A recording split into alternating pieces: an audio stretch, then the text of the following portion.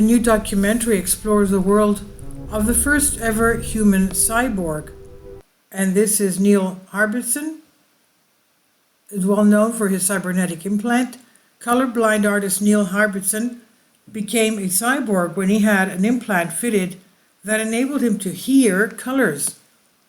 Andrew Rogowski says Neil-Harbisson is the world's first officially recognized human cyborg, having had a device installed in his head to enable him to hear colors in the early 2000s. He is a subject of Cyborg, a documentary, the full-length film by London-based director Carrie Bourne. This thought-provoking work, which launched in UK cinema September 20th, not only chronicles Harbisson's unique journey, but also explores the philosophical and ethical questions surrounding human augmentation. Born without the ability to see any colors, the Catalan-born artist's life took an extraordinary turn when he decided to augment his sensory experience. He used an anonymous doctor, having been refused ethical permission by a hospital in Barcelona, Spain. He had a sensor surgically implanted in the back of his skull, arcing over his hairline like an insect antenna, and via a chip in his head, it translates the light frequencies of colors into sound vibrations, which he experiences through bone conduction, the same process used by whales and dolphins to hear underwater.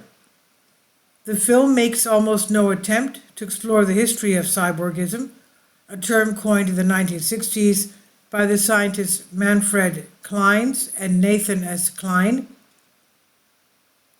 though it nods to Fritz Lang's 1927 film Metropolis and Mary Shelley's Frankenstein as early progenitors of the concept.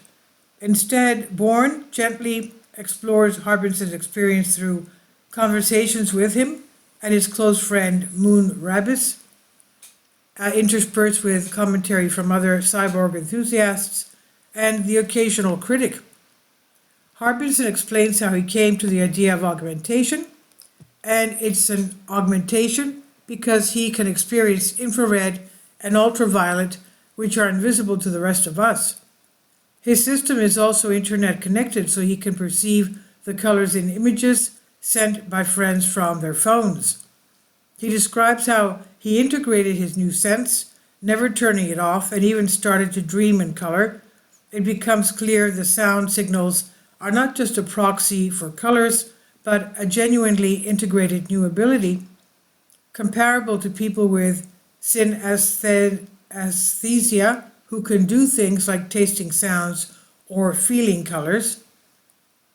To me now, color is a new sense which is not visual and it's not auditive. It's kind of a vibration that goes into my skull and becomes a sound. It feels like an independent sense now, he said. The film provides some interesting vignettes on how Harbisson uses his enhanced senses. He can choose the color of his clothes, for example, informing unusual fashion choices as he sees colors combinations differently from other people.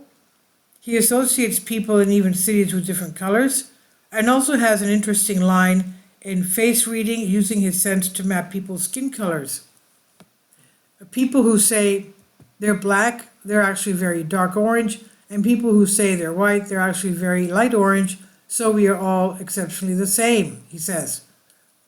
He meanwhile argues that his superhuman abilities make him more aware of health risks than the rest of us, and if we could all perceive ultraviolet, there would be so many people with skin cancer, you would not want to lie down and sunbathe if you could hear the terrible noise it makes, he said.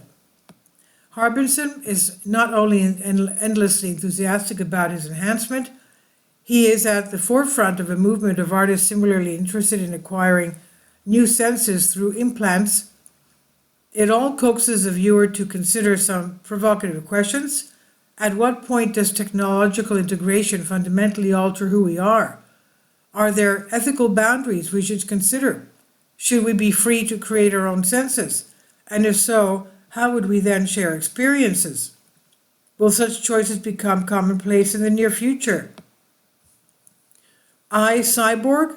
The film is a timely reminder of the societal challenges facing humanity as cyborgism follows the well-trodden path from science fiction to science fact. Cochlear implants, for instance, have been in use since the 1970s to help those with hearing impairments. People with diabetes now implant real-time blood sugar monitors, receiving instantaneous readouts via their smartphones. Prosthetics are increasingly enhanced by digital controllers, and the cutting edge is brain controls. Elon Musk's Neuralink is a similar territory. It aims to create human-machine interface through embedding computer chips in people's brains, recently moving from animal to human trials. Musk has spoken about the potential for visual enhancement, not only including infrared and ultraviolet, but also radar and eagle vision.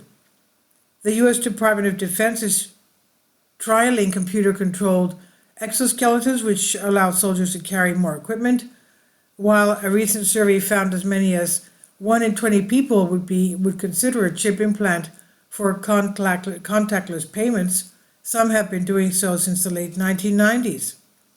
This all suggests that our instinctive disquiet with body augmentation is significantly lower when we see the direct benefit. Indeed, tattoos and piercings have been with us for millennia.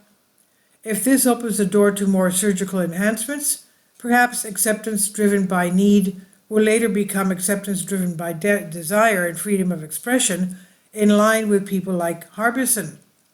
Many will be tempted by the super strength and super eyesight portrayed in old TV shows like $6 Million Man, but particularly in light of the recent rapid advances in AI, the key question faces us, and underpinning Cyborg, a documentary, is just because we can, should we? And on watching the film, the writer says, I particularly wonder whether people should be free to design their own enhancements and pursue individualism versus our innate need to operate as society. Social media, despite enriching many lives, has already enabled extremes in individualism and tribalism. Of course, some would argue that we have become cyborgs already. I frequently use Google to remember a fact, and sometimes now use Claude AI to help with writing. I'm increasingly conscious of how I might become dependent on such technologies, cognitively offloading thought processes that I used to be able to perform myself. We're only in the very early stages of physically adapting to the human form, but our fundamental intelligence is already becoming mediated, even controlled by machines. Bourne's film is therefore as relevant to the present as the future, exploring the challenges we face and the problems we have yet to solve in retaining our humanity. And this is from the conversation here on the Creative Commons by Andrew Rogoski, Innovative Director, Surrey Institute of People-Centered AI, University of Surrey, England, on Unexplained Mysteries by T.K. Randall. Please leave your comments, and thank you for your support. Finally, support my Patreon account. The daily posts are 5 videos daily, and they are totally different from what I have on my YouTube channel. Thank you so much for your support and that you find all my content so interesting. You'll find the Patreon account details in the description box below.